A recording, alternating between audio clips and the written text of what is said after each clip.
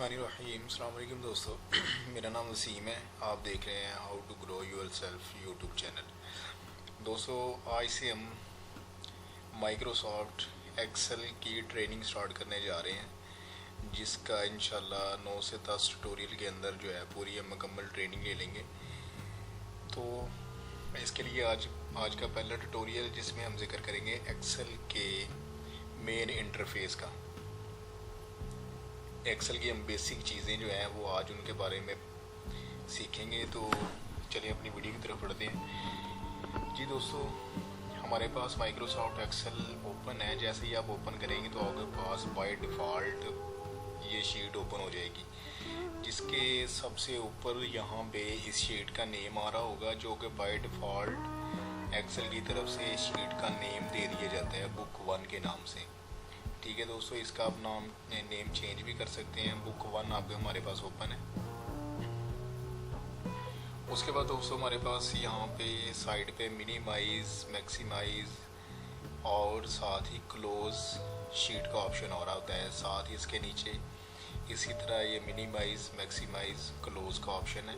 और ये मेन्यू को हाइड और शो करने के लिए ये 5 आइकन हमारे पास यहाँ पे शो हो रहे हैं, ये हेल्प के लिए होता है।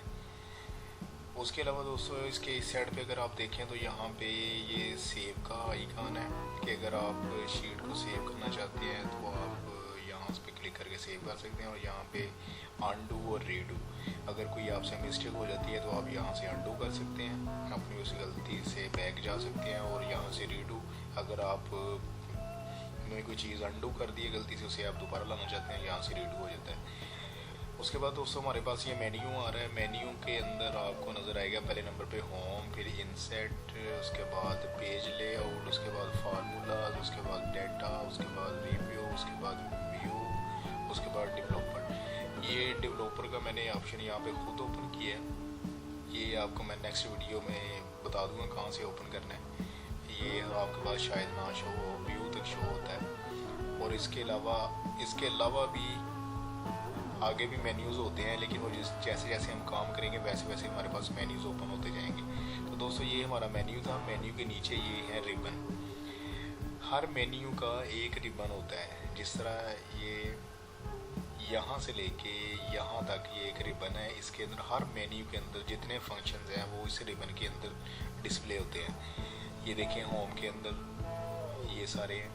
उसके बाद इंसर्ट में आप जाएंगे, ये सारे हैं। उसके बाद पेज लेआउट में ये सारे हैं। इसी तरह से सब के अंदर अलग अलग रिबन है।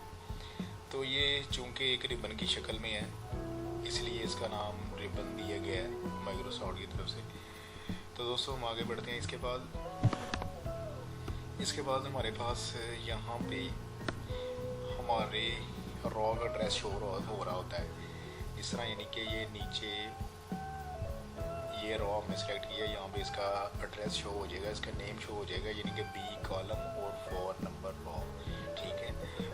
उसके बाद हमारे पास ये फार्मूला बार है। फार्मूला बार के अंदर आप कोई भी फार्मूला लगाना चाहें तो यहाँ पे आप फार्मूला पुट कर सकते हैं। इसके अलावा आप रॉ के अंदर भी पुट कर सकते हैं। तो जी दोस्तों, उसके बाद हमारे पास शीट के ये कॉलम शो हो जाते हैं। अगर आप ये देखना चाहते हैं कि आपके पास कॉलम कितने हैं, तो आप कंट्रोल का बटन प्रेस करके राइट एरो पर क्लिक करेंगे तो आपका जो है ये देखें हमारा लास्ट वाला कॉलम शो हो गया, जो है XFD। तो ये शुरू होता है ABCDEFGH ए से लेके Z तक। Z से फिर दोबारा शुरू होता है AAABACAD ऐसे। फिर उसके बाद फिर AA, AAB, इस तरह करके शुरू होता है। तो हमारा यहाँ पे ये कॉलम ख़त्म होते हैं XFD। तो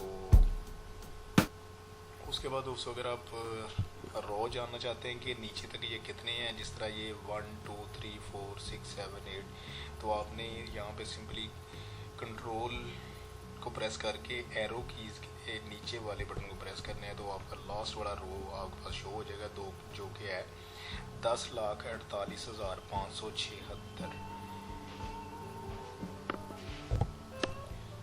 जी तो उसके बाद हमारे पास नीचे शीट शो हो रही थी कि ये हमने पहली शीट ओपन की है, इसी तरह ये दूसरी शीट है, उसके बाद तीसरी है, इसके बाद आप और भी यहाँ से ओपन कर सकते हैं। ठीक है जी। एक शीट के अंदर 1,48,576 रोज़ होते हैं और XFT तक कॉलम होते हैं।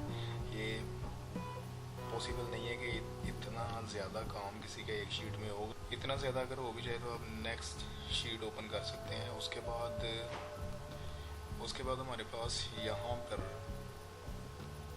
ये स्क्रॉल बार होती है कि अगर आपने काफ़ी बड़ी शीट बनाई है, आप आगे पीछे जाना चाहते हैं, तो यहाँ से ये देखें, यहाँ से पीछे आ सकते हैं। और ये साइड स्क्रॉल बार है, इससे आप ऊपर नीचे की तरफ जा सकते हैं। उसके बाद नीचे यहाँ पे हमारे पास ये पेज व्यू है। पेज व्यू पे हम क्लिक करेंगे तो हमारे पास पेज की सूरत में शीट ओपन हो जाएगी कि हम यहाँ से अपना पेज सेलेक्ट कर सकते हैं। कुछ इस तरह लेटर साइज A4, A5 इस तरह मुख्तलिफ साइज होते हैं। उसके बाद इसी तरह हमारे पास ये पेज ब्रेक डाउन है, जिस तरह के यहाँ पे हमने कुछ टाइप किया। उसके बाद ये देखिए हमारे पास इतनी शीट शो हो रही है जितनी के अंदर हमने काम किया है। उसके बाद यहाँ पे अगर कुछ टाइप करेंगे तो ये देखिए हमारे पास इतनी शीट शो हो रही है। ठीक है जी। उसके बाद ये जूम इन जूम आउट है, इससे आप रो को छोटा और बड़ा कर सकते हैं।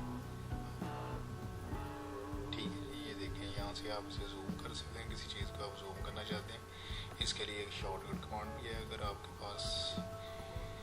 अगर आप माउस का यूज़ कर रहे हैं तो आप कंट्रोल प्रेस करके माउस के ऊपर जो स्क्रॉल बना होता है उसको आप रोल करेंगे तो भी ये जूम आउट जूम इन हो जाएगा।